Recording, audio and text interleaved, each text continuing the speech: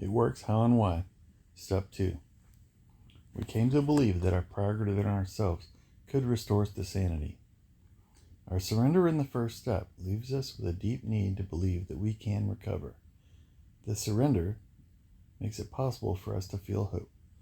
By admitting our own powerlessness, we open our minds to an entirely new idea, the possibility that something greater than ourselves might be powerful enough to relieve our obsession to use drugs. It is quite likely that before coming to NA, we never believed in any power but our own willpower, and that had failed us. NA introduces us to a new understanding. We draw hope from this understanding and begin to comprehend what it means to believe that a power greater than ourselves can restore us to sanity. We find additional hope by listening to other recovering addicts. We can relate to where they've been and draw hope from who they've become. We listen closely at meetings and become willing to apply what we hear to our own lives. As we begin to believe that there is hope for us, we also begin to trust the process of recovery. Our white booklet states, "There is one thing more than anything else that will defeat us in our recovery. This is an attitude of indifference or intolerance towards spiritual principles. 3 of these that are indispensable are honesty, open-mindedness, and willingness. This doesn't mean that we must be unfailingly honest, open-minded, and willing. We just have to try as best we can to practice these principles. As we first approach step 2, we can practice the principle of honesty by acknowledging and sharing what we do and don't believe about a power greater than ourselves. Developing our open-mindedness requires some effort, but we can practice this principle by listening to other recovering addicts share how they came to believe. For many of us, the willingness to try something new came about simply because we were so tired of our old ways. It seemed to us that because our own power wasn't sufficient to restore our sanity, perhaps something else could, if we let it. Many of us felt that insanity was too harsh a word to describe our condition. However, if we take a realistic look at our active addiction, we'll see that we've been anything but sane. For the most part, our perceptions were not based in reality. We viewed the world around us as a hostile environment. Some of us were through physically and had little, if any, contact with anyone. Some of us went through the motions of life, but allowed nothing to touch us emotionally. Either way, we ended up feeling isolated. Despite evidence to the contrary, we felt that we were in control. We ignored or didn't believe the truths that were staring us in the face. We continued to do the same things and expected the results to be different. Worst of all was the fact that we continued to use drugs regardless of negative consequences we experienced. Despite the warning signs that our drug use was out of control, we continued trying to justify it. All too often, the result was we could no longer face ourselves. When we take a realistic look at our lives, there can be no doubt that we desperately need a restoration to sanity. Regardless of our individual interpretation of the term restoration, most of us agree that for us it means changing to a point where addiction and its accompanying insanity are not controlling our lives. Being restored to sanity is a lifelong process. Individually, we experience it differently at varying stages of our recovery, but we all can see some results of this process right from the beginning of our recovery. Initially, being restored to sanity means that we no longer have to use drugs. We go to meetings rather than isolating. We call our sponsor rather than sitting alone with painful feelings. We ask for our sponsor's guidance in working the steps, a real demonstration of sanity. We begin to believe that a powerful force can restore us to sanity. At long last, we feel hope for ourselves. We came to believe implies a process. For some, this process is simple, and it may bring immediate results. Many of us arrived in NA so completely defeated that we were willing to try anything. Seeking help from a power greater than ourselves may have been the best idea we've ever had. However, the process of coming to believe can be difficult, even painful. Many of us have found that acting as if we believe is helpful. This does not mean that we should be dishonest. Rather, it means that if we have doubts, we practice the program as if we believe we can be restored to sanity. Belief in a power greater than ourselves does not come easily to all of us. However, we have found an open mind indispensable when we approach this step. If we look around us, we find many reasons to believe. Our belief may simply be that we can recover from a life of addiction. Freedom from the obsession to use may be our first experience of a power greater than ourselves at work in our lives. Perhaps for the first time in years, our obsession with drugs no longer controls our every waking moment. Knowing that we don't have to use today is a powerful belief in and of itself. We start to develop faith through the process of coming to believe. It starts with hope. For some of us, this may be only a faint spark at first, perhaps just the thought that maybe, if we work this program, our lives will get better. Our hope turns to faith as our lives begin to improve. For many of us, faith can be described as a belief in something intangible. After all, who can logically explain the sudden lifting of an obsession to use drugs? Yet this has happened for many of us.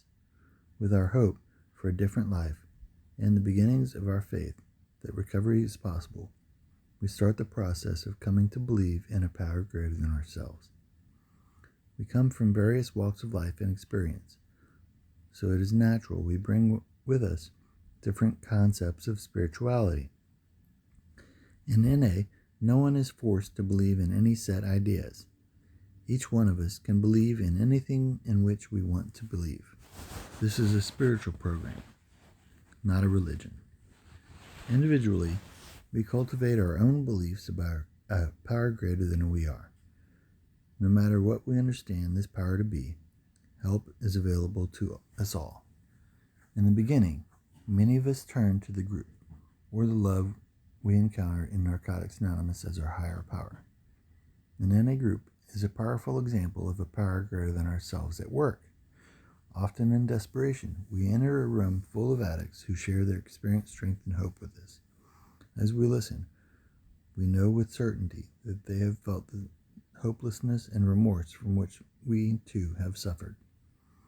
As we observe other addicts practicing a new way of life without the use of drugs, we may come to believe that we too can recover.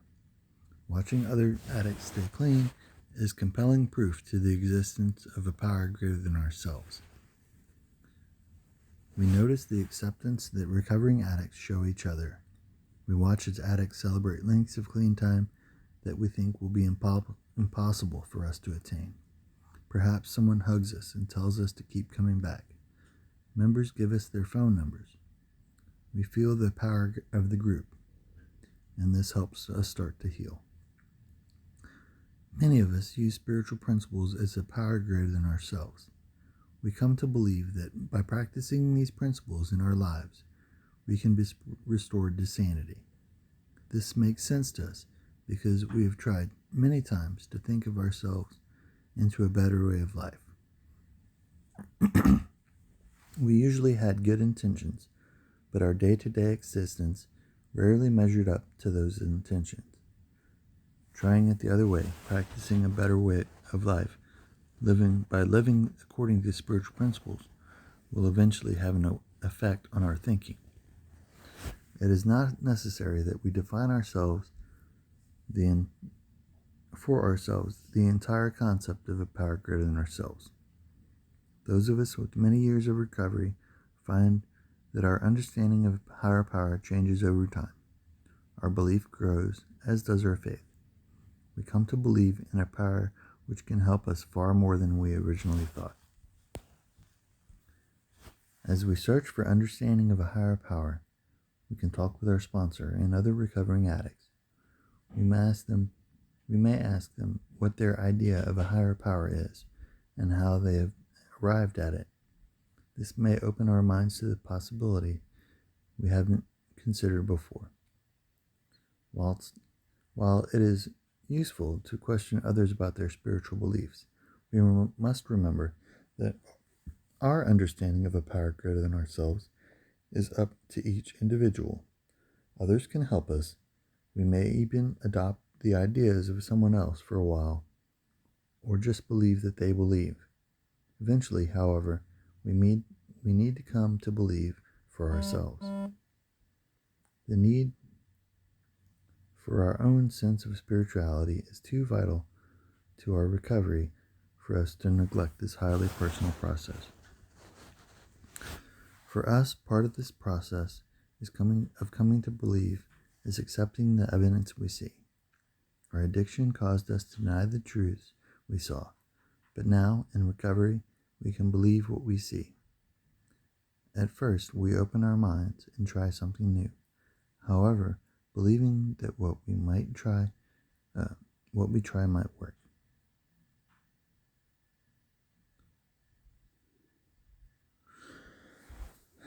After we take a few small steps toward belief and trust and see results, we become willing to take bigger steps. We find that we are no longer acting as if we believe. Our belief is now reinforced with our own personal experience, some of which is unexplainable. We sometimes encounter remarkable coincidences in our lives that have no rational explanation. We don't need to explain or analyze these occurrences. We can simply accept that they happen and be grateful for them. The longer we stay clean, the more evident it becomes that our addiction goes much deeper than the drugs we used. Much of our problem seems to center in our search for something to make us feel whole. It is a tremendous struggle to stop relying on our own reasoning and ask for help, especially given the self-centered nature of our disease. However, we are becoming open-minded. In realizing that we don't have all the answers, we begin to find some humility. We may not grasp the full impact of what being humble means, but our open-mindedness assures us that we have found and have begun to demonstrate this valuable quality. Our humility and open-mindedness make us teachable. We allow others to share what has worked for them. This takes humility. For we must let go of our fears about how we may appear to others. Some of the strongest suggestions we may receive from other addicts are to attend meetings, ask for help, pray, and work the steps. Our experience has shown that this belief in a higher power leads us toward recovery in Narcotics Anonymous. People tend to live what they believe, and our newfound belief calls on us to live the program. No matter what we chose for our personal higher power, we've come to believe that NA works.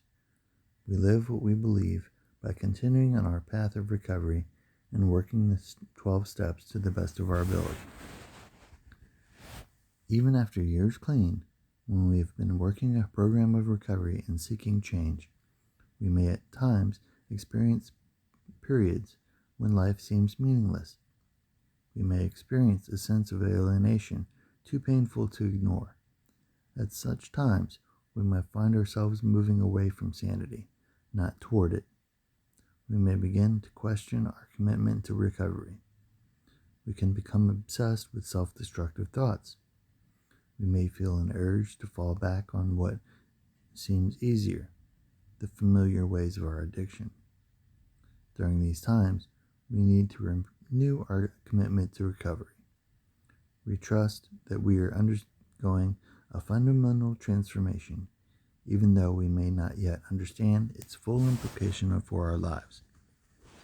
As painful as it seems, we must change. If we trust that there is growth despite the pain, we can walk through these difficult periods more readily. During these times, relying on the second step provides us with hope and reminds us we are not alone. If things don't feel right, we take time to think and seek suggestions from our sponsor. We trust that with help from other recovering addicts and a power greater than ourselves, we can be restored to sanity in all areas of our lives. We draw upon what we have learned from going to meetings and following directions. We accept that life on life's terms may not always be to our liking, or more importantly, to our understanding. Sanity often means that we don't act on our first impulse. We begin to make choices that help us rather than harm us. What worked for us in the beginning remains applicable, no matter how many years we have been clean. Once again, we will reapply ourselves to the basics of this program, going to meetings, reaching out for help, and working the steps. Although we may feel despair, there is hope. A power greater than ourselves is always available to us. Along with the hope we derive from step 2, we find that our way of thinking is undergoing a radical change. The whole world looks different. Where before we had no reason to hope, we now have every reason to expect a dramatic difference in our lives. By being open-minded, we've opened ourselves to new ideas. We've stepped away from the problem and toward a spiritual solution. The solution is evidenced by our open-mindedness and our willingness to believe in a power greater than ourselves. We must now go on to step 3 to develop a relationship with the God of our understanding.